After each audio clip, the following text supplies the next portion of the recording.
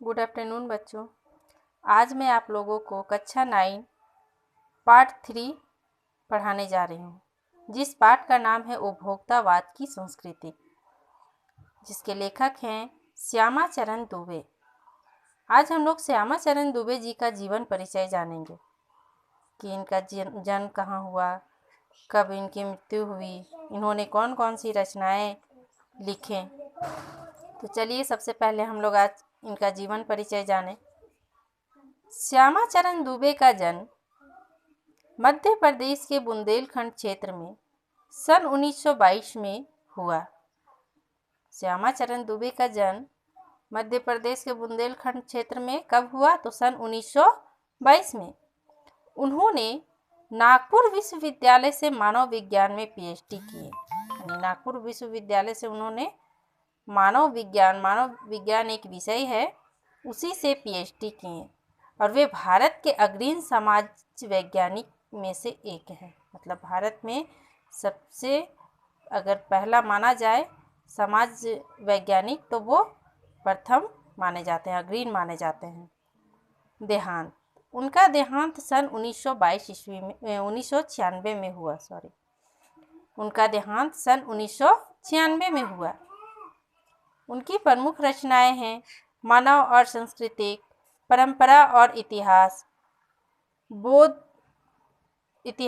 समाज और भविष्य, सांस्कृतिक तथा शिक्षा, भारतीय ग्राम विकास का समाजशास्त्र, संक्रमण की पीड़ा, समय और संस्कृति।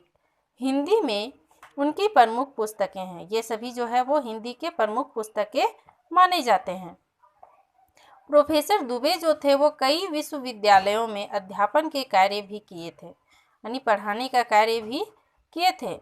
उनके साथ साथ प्रमुख पद पर भी, यानी कई संस्थाओं में उन्होंने प्रमुख पद पर भी कार्यरत रहे थे।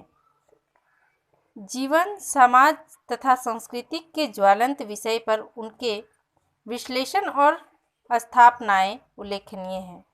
यानी जीवन, समाज तथा सांस्कृतिक में जो बुराइयां उठती हैं उसका विश्लेषण अति उत्तम तरीके से उन्होंने अपने रचनाओं में उल्लेख किया था।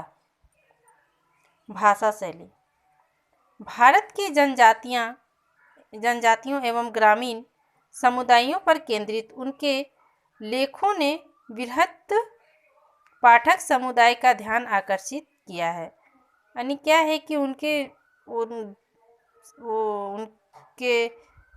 जनजातियों एवं ग्रामीण समुदायों पर केंद्रित उनके लेखों ने बहुत सारे लोगों को अपनी ओर, बहुत सारे समुदायों को अपनी ओर ध्यान आकर्षित किए हैं, क्योंकि वो जटिल से जटिल विचारों को भी तार्किक विश्लेषण के माध्यम से सहज और सरल भाषा में प्रस्तुत करते थे।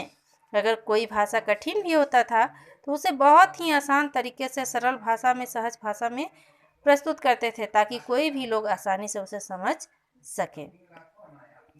Thank you.